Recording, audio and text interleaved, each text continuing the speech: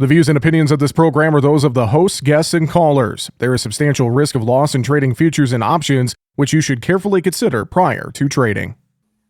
Well, as we keep our eyes on the markets, it seems like a lot of traders are waiting till the end of the month USDA reports and tariffs, with all the reciprocal tariffs set to take effect on April 2nd.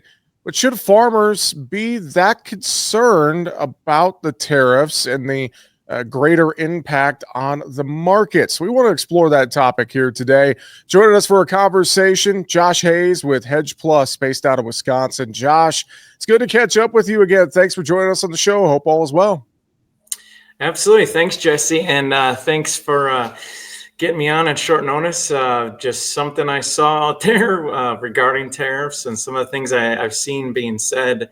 I just wanted to get on with you quick and address a lot of the misinformation and the fear mongering I'm seeing going on. Farmers really don't have all that much to worry about. Anything that's any short-term pain, it's gonna fizzle away quickly, and I can point out exactly why.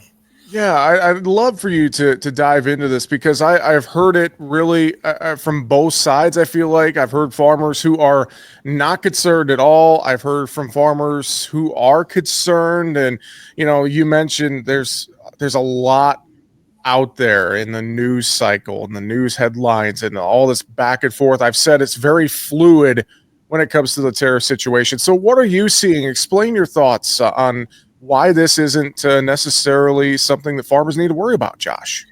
Yeah, of course. So last time I was on with you, I talked about the leverage that we had and why ultimately I didn't think we'd get too deep into tariffs, and I thought the things would get sold pretty quickly, and that still can happen, by the way. But what prompted my latest desire to be on a show was I saw a well-followed grain market writer say, and I quote, this is regard to the funds having liquidated as they did, about half of their long positions recently. He said that the U.S. is about to erase some or most of its global demand. And this, again, it's a well-followed grain market writer. And then I also saw an analyst from Canada kind of jump on that and piggyback on that comment. And I was thinking, well, first of all, what and how? First of all, demand has been strong. Okay, since the beginning of the year, we haven't really seen any drop off at all. Now, of course, the immediate argument is that that's preemptive buying. These countries are buying more than they typically would because they're trying to prepare for the coming tariffs and give themselves some leverage, put themselves in a position that, if the tariffs take effect, they won't have to buy from us. So for sure, if you give them that, what would it look like if all these countries stopped buying from the U.S., Canada, Mexico, China? And what I said in response to the person I was having this discussion with on X was, anyone in this business should know exactly what would happen. If these countries stop buying from the U.S. and they start buying everything from South America, what's going to happen to prices in South America, right? So inevitably, the prices from South America would shoot up. South America barely has enough to supply, the countries that are buying from them now.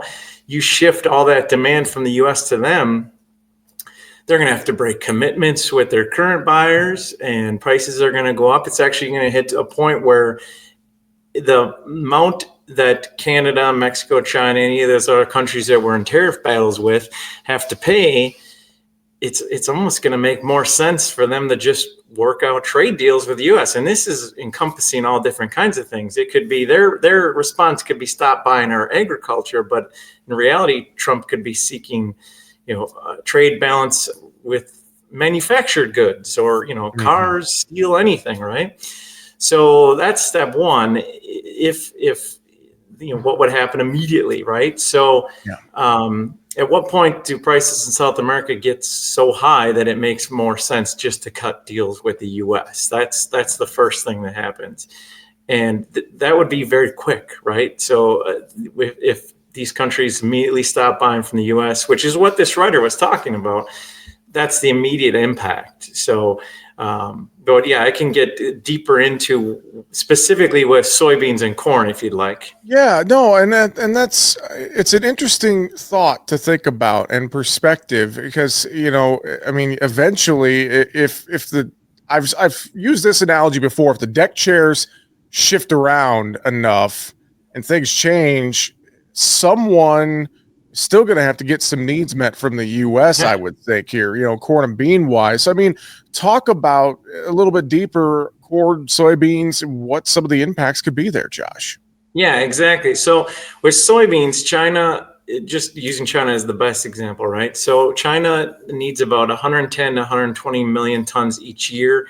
They get about 70 million tons each year from Brazil. That's about 70% of what Brazil produces. If China wants to shift, they get about 24 million tons from the United States. If China wants to shift that entire demand onto Brazil, now you're basically taking all of Brazil's current production. Not really feasible. Brazil, what the other 30 million tons they produce, most of that meets their own domestic needs. So it's not like they're just turning off sales to other countries. They'd be stealing from their own domestic needs, which isn't going to happen. So that is part one. China can't just buy all their beans from Brazil just yet. The other aspect of that is with corn, our big buyer is Mexico. That's the one we'd be fearful of losing there. If Mexico, which imports about around 20 million tons a year from the U.S., most or around 20 million total, most of that coming from the U.S., if they wanted to shift their buying to Brazil and Argentina, which they get very little from now, it could potentially be met by them, but that would require cancellations by those countries to their current buyers, which is only going to send them to where? The United States, right? And then when you go bigger picture than that, you'd say, okay, well, obviously this can't take place right now. These countries can't just stop buying from the US today. But we know what China's trying to do in South America, and say by 2030, when they're projected to need around 130 million tons each year of soybeans, Brazil could conceivably meet that and its own domestic needs by that time by doubling its current production, which, by the way, they are actively attempting to do right now. They're clearing land. They are building infrastructure with China's help. They're rebuilding their ports. They're making their ports deeper. They're building roads. They're building railways. So this is something that's in the works. Even then, 2030, let's say China can buy every soybean purchase from Brazil, and Brazil can still meet its own needs. Where's the rest of the world buying from that? Even at that best case scenario, which is extremely optimistic for Brazil and China of getting all this in place by that time, it still sends the rest of the world buying their beans elsewhere, which again comes back to the United States. But I guess the main point of all this is Trump supporter, not Trump supporter, this president, any other president, this is the time to do this. This is the time we still have the leverage. This is the time we still, can make adjustments and plan ahead and say, yeah, China's clearly aiming towards a day when they won't need to buy from us at all. So those 24 million tons of soybeans, Trump has alluded to this, we can shift that demand elsewhere. It can even be domestic. That gives us time to further bring along biofuels to where we have ethanol today.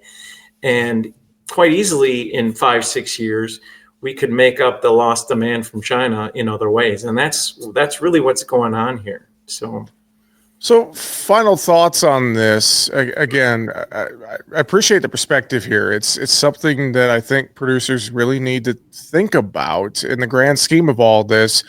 And that always, for me, it comes back to risk management. I guess at the end of the day, we're getting ready for spring planting. There's all this headline risk and more in these markets. I mean, what would you leave folks with in terms of just making sure they manage their risk right now, Josh? Yes, exactly. So that's really what this is all about. That's what our job entails, right? So one, hopefully people made some preemptive sales of their own on our end, our producers. We had our guys get to a comfortable level with forward sales on February 18th which was right around the high. And it's not saying we knew that it was going to be the high that day, but we did see this coming. So that said, if sales have been missed, we don't think this is going to last long.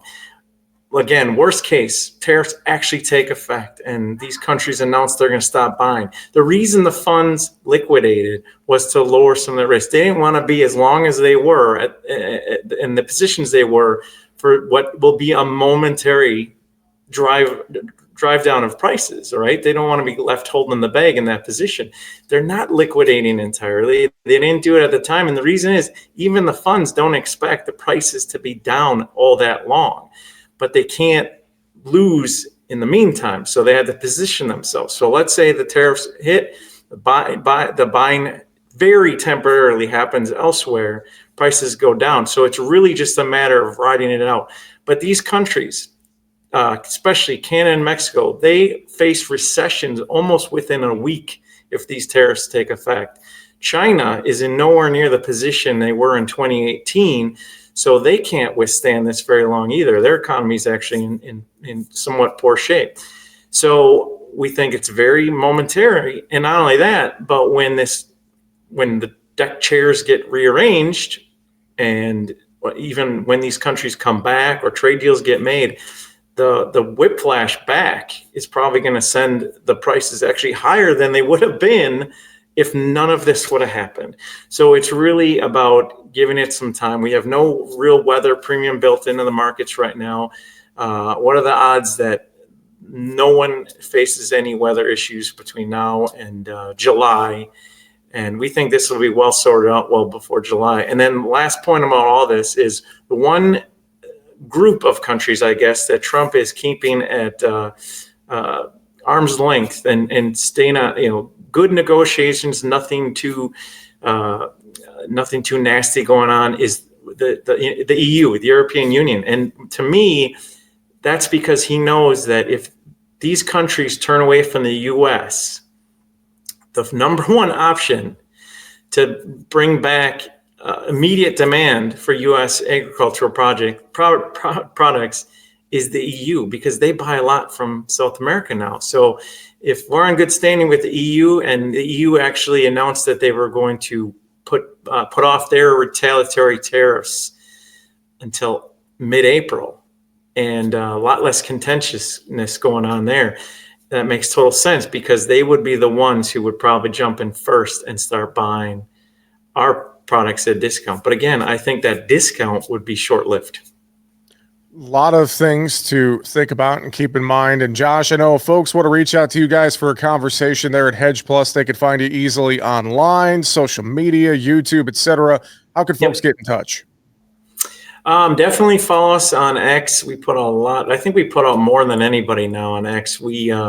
That's at Hedge Plus WI, and our YouTube channel at Hedge Plus. We're doing at least 1 to 2 videos a day there, and then our website hedge-plus.com. Lots of written articles there each day, and then phone number. Best number to call us is 262-423-7190. Josh Hayes with Hedge Plus. Appreciate the conversation. Thanks for joining us here on the show. Have a great weekend. We'll talk to you again soon. Thanks. You too, Jesse. Thanks again. Make sure to subscribe to the Market Talk YouTube channel. You can watch our latest interviews with top market analysts in the country, find bonus content, and much more. It's easy. Just go to youtube.com/@MarketTalkAg and hit the subscribe button. Or you can search for Market Talk Ag on YouTube.